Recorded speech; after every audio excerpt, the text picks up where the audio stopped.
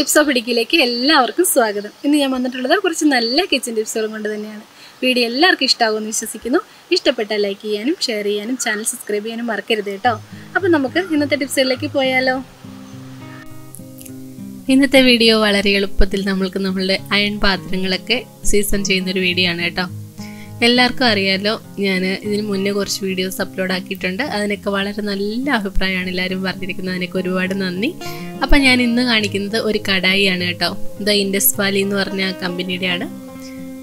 അപ്പം ഞാനിത് ഓൺലൈനിൽ നിന്നാണ് വാങ്ങിച്ചിരിക്കുന്നത്. ആമസോണിൽ അവൈലബിൾ ആണ്. അതുപോലെ തന്നെ അവരുടെ തന്നെ ഷോപ്പുണ്ടല്ലോ, ഇൻഡസ് വാലിയുടെ തന്നെ ഓൺലൈൻ ഷോപ്പുണ്ട്, അതിലും അവൈലബിൾ ആണ് കേട്ടോ. വളരെ നന്നായിട്ടുണ്ട്. നല്ല വെയിറ്റും അതുപോലെ തന്നെ നമ്മൾ ഉദ്ദേശിക്കുന്ന രീതിയിലുള്ള പെർഫെക്ഷനോട് കൂടി തന്നെയാണ് എനിക്ക് ഒരു കടായി കിട്ടിയിരിക്കുന്നത്.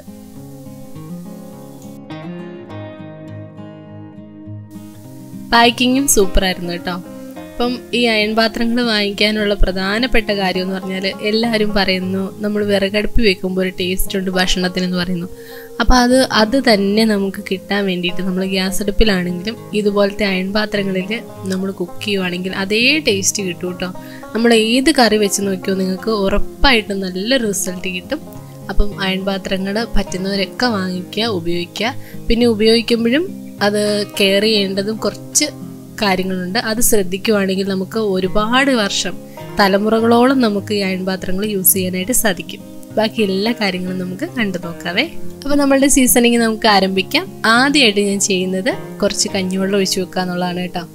നമ്മളുടെ കടായി നിറച്ച് ഞാൻ കഞ്ഞിവെള്ളം ഒഴിച്ച് വയ്ക്കുന്നുണ്ട്. അപ്പോൾ ഇത് തലേ ദിവസമാണ് ചെയ്യുന്നത്. പിറ്റേ ദിവസമാണ് ബാക്കിയുള്ള കാര്യങ്ങൾക്ക് വേണ്ടിയിട്ട് നമ്മൾ പാത്രങ്ങൾ എടുക്കാൻ പാടുള്ളൂ.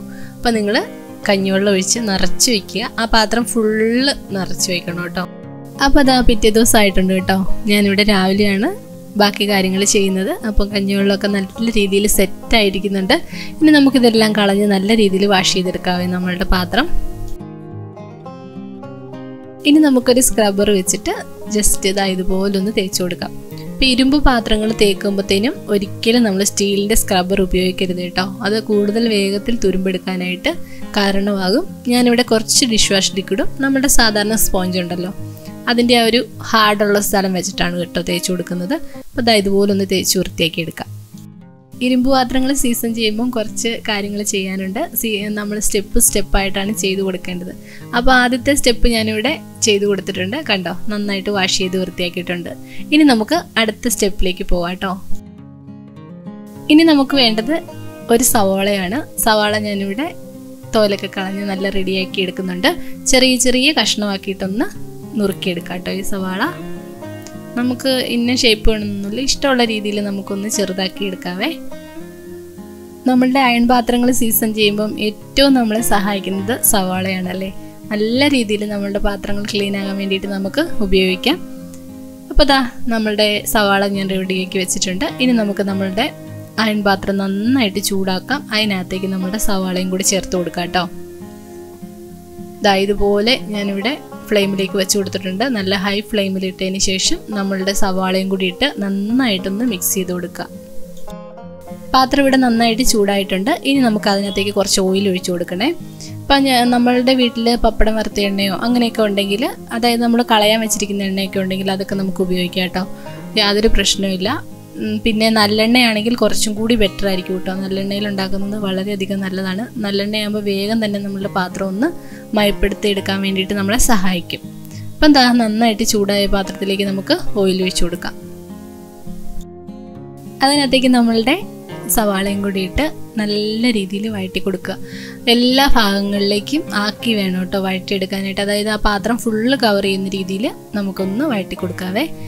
അപ്പം ഈ സവാള നല്ല രീതിയിലൊന്ന് വാടി കരിയുന്ന പോലെ ആവണം. അതുവരെ നമുക്കൊന്ന് വഴറ്റിയെടുക്കാം. സവാള ഈ ഒരു കളറാവണം കേട്ടോ. ഇനി നമുക്ക് അതിനകത്തേക്ക് ചേർത്ത് കൊടുക്കാനുള്ളത് കാപ്പിപ്പൊടിയാണ്. അപ്പോൾ കാപ്പിപ്പൊടി നല്ലൊരു നമ്മളുടെ പാത്രങ്ങളെ ക്ലീൻ ആക്കാനും അതുപോലെ തന്നെ അതിൻ്റെ സ്മെല്ലൊക്കെ മാറ്റാനും വളരെയധികം നന്നായിട്ട് നമുക്ക് ഉപയോഗിക്കാനായിട്ട് പറ്റും. അതുപോലെ തന്നെ നന്നായിട്ട് നല്ല സ്മൂത്ത് ആവാനും ഈ കാപ്പിപ്പൊടി ഒരുപാട് സഹായിക്കുമേ. അപ്പോൾ നമുക്ക് കുറച്ച് കാപ്പിപ്പൊടിയും കൂടെ ആ ഒരു സവാളയ്ക്കകത്തേക്ക് അങ്ങ് ഇട്ട് കൊടുക്കാം. എന്നിട്ട് കരിയുന്നിടം വരെ നമ്മോട്ട് ഇളക്കി കൊടുക്കുക. ഞാനിവിടെ ഒരു 2 ടീസ്പൂൺ കാപ്പിപ്പൊടിയാണ് ഇട്ടെടുത്തിരിക്കുന്നത്.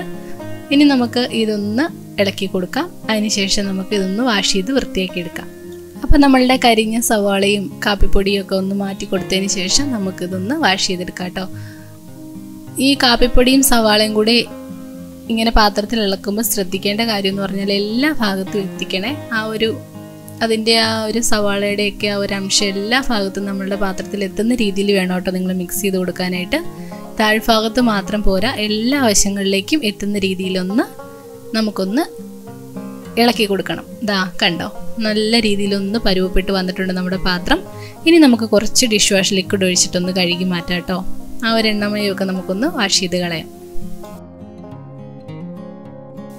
നമ്മളുടെ ശരീരത്തിലുള്ള അയണിൻ്റെ കണ്ടൻ്റൊക്കെ കൂടാൻ വേണ്ടിയിട്ടും അനീമിയ കുറയാൻ വേണ്ടിയിട്ടും ഒക്കെ ഇതിനകത്ത് ഭക്ഷണം പാകം ചെയ്ത് കഴിക്കുന്നത് വളരെയധികം നല്ലതാണ്. അപ്പച്ചട്ടി ആണെങ്കിലും നല്ലതാണ് കേട്ടോ. നല്ല പെർഫെക്റ്റ് ആയിട്ട് എല്ലാ ഭാഗങ്ങളിലും ഒരുപോലെ ചൂട് കിട്ടും. അതുപോലെ തന്നെ ഗ്യാസിൻ്റെ ഉപയോഗം നമുക്ക് ഒരുപാട് കുറയ്ക്കാനായിട്ട് സാധിക്കുമേ. കാരണം ഒന്ന് ചൂടായി കിട്ടുന്ന സമയം മതി. അത് കഴിഞ്ഞാൽ പിന്നെ നല്ല രീതിയിൽ നമുക്ക് ലോ ഫ്ലെയിമിൽ വെച്ചിട്ട് തന്നെ കുക്ക് ചെയ്തെടുക്കാനായിട്ട് സാധിക്കും. ഇപ്പം വരുന്നതൊക്കെ കാസ്റ്റ് അയൺ ആണ് കേട്ടോ. വളരെ നല്ലതാണ്, നല്ലതായിട്ട് എനിക്ക് തോന്നിയിട്ടുണ്ട്. ഇനി നമുക്ക് അടുത്ത സ്റ്റെപ്പിലേക്ക് പോകാം. അടുത്ത സ്റ്റെപ്പ് എന്ന് പറയുന്നത് ഇതൊന്ന് റോസ്റ്റ് ചെയ്തെടുക്കാം കേട്ടോ. കുറച്ച് ഓട്സാണ് ഞാനിവിടെ എടുത്തിരിക്കുന്നത്.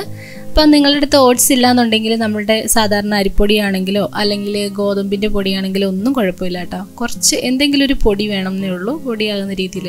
ഞാനിവിടെ കുറച്ച് ഓട്സാണ് എടുത്തിരിക്കുന്നത്. ഓട്സ് ഇവിടെ കുറേ വാങ്ങിച്ചു വെച്ചിട്ടുണ്ടായിരുന്നു. വണ്ണം കുറയ്ക്കണം അല്ലെങ്കിൽ ഡയറ്റ് നോക്കണം എന്നൊക്കെ പറഞ്ഞ് അതൊന്നും യൂസ് ചെയ്യാറില്ല. അതുകൊണ്ട് ഞാൻ കുറച്ച് ഓട്സ് എടുത്തതാണ് കേട്ടോ. പഴയ ഓട്സാണ് ഞാൻ എടുത്തിരിക്കുന്നത്. അപ്പം അങ്ങനെയൊക്കെ മാറ്റി വെച്ചിരിക്കുന്നുണ്ടെങ്കിലൊന്നും ഒരു പ്രശ്നമില്ല, നമുക്കിതിന് വേണ്ടിയിട്ട് ഉപയോഗിക്കാം. ഓട്സ് നന്നായിട്ടൊന്ന് വറുത്ത് കൊടുക്കുക. അപ്പോൾ ആ വെള്ളം ഒന്നും ചേർക്കണ്ട, എണ്ണയൊന്നും ചേർക്കണ്ട, ജസ്റ്റ് ഒന്ന് റോസ്റ്റ് ചെയ്ത് കൊടുത്താൽ മതിയായിരിക്കും. ഇളക്കി കൊടുക്കാം. നമ്മളുടെ ഓട്സൊക്കെ ഞാൻ അതിനകത്ത് നിന്ന് റിമൂവ് ചെയ്ത് കൊടുത്തിട്ടുണ്ട്. ഇനി നമുക്കൊന്ന് വാഷ് ചെയ്ത് വൃത്തിയാക്കി എടുക്കാം ആ പാത്രം. അടുത്തതായിട്ട് ചെയ്ത് കൊടുക്കാനുള്ളത് ഞാനിവിടെ എടുത്തിരിക്കുന്നത് കുറച്ച് ഉപ്പാണ് കേട്ടോ. അപ്പോൾ ഒരു 2 ടീസ്പൂണോളം ഉപ്പ് ചേർത്ത് കൊടുക്കുന്നുണ്ട്. പിന്നെ നമുക്ക് വേണ്ടത് കുറച്ച് വിനാഗിരിയാണ്. അപ്പോൾ ഇതെന്താണെന്ന് വെച്ചിട്ടുണ്ടെങ്കിൽ തുരുമ്പിൻ്റെ അംശമൊന്നും വരാതിരിക്കാൻ വേണ്ടിയിട്ട് നമ്മളെ ഒരുപാട് സഹായിക്കും ഇങ്ങനെ ചെയ്യുന്നത്. അപ്പോൾ അതാ ഇതുപോലെ ഞാൻ കുറച്ച് 1 ടീസ്പൂൺ നമ്മളുടെ വിനാഗിരിയും കൂടി ഒഴിച്ചു കൊടുക്കാം കേട്ടോ. എന്നിട്ട് നന്നായിട്ട് വെള്ളം ഒഴിക്കുക. അതിനുശേഷം നല്ല വൃത്തിയായിട്ട് തിളപ്പിക്കണം. നമ്മളുടെ ഉപ്പും വിനാഗിരിയും കൂടെ ഞാൻ ഇവിടെ ഒന്ന് മിക്സ് ചെയ്ത് കൊടുക്കുന്നുണ്ടേ. അപ്പോൾ ആ പാത്രത്തിൽ നല്ലതായിട്ടുള്ള നല്ല സ്മൂത്ത്നെസ് കിട്ടാൻ വേണ്ടിയിട്ട് ഇത് ഒരുപാട് സഹായിക്കും കേട്ടോ. അപ്പോൾ അതാ ഇതുപോലത്തെ ഒരു സ്പൂൺ വെച്ചിട്ട് നമുക്ക് നല്ല രീതിയിൽ ഇങ്ങനെ ഒന്ന് മിക്സ് ചെയ്ത് കൊടുക്കാം.